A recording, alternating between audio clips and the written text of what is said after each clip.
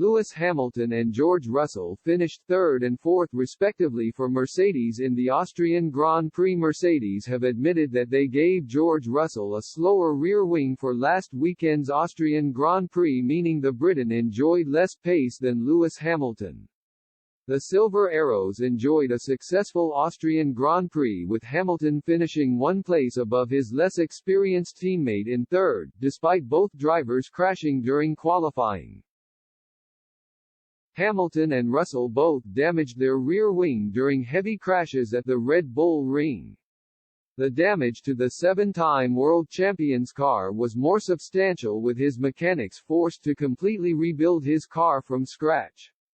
Both W13s also had severe floor damage, leaving the Silver Arrows facing a serious struggle for spare parts. Both of the new floors were built out of parts from broken ones. The situation was so bad that there was a chance the team would have to pull out of the Grand Prix completely due to a lack of parts. Mercedes brought just one spare top-spec rear wing to Austria, which they decided to give to Hamilton as he qualified ninth, 5 places behind his teammate. This compromised Russell's pace for the rest of the weekend, as he was given an old rear wing, not designed to maximize performance at Spielberg. When you crash two cars, it's always going to make for a very difficult weekend from then onwards, Mercedes technical director Mike Elliott explained in the team's debrief video. We had one complete spare we could fit, and we had to get the best out of the two crashed floors to build another. It meant we were compromised on George's rear wing because we only had one complete spare rear wing that we chose to fit to Lewis' car because he was going to have to come through the field, which meant that George had to fit a rear wing which was probably not the ideal level of downforce. It was a bit too much downforce for that circuit.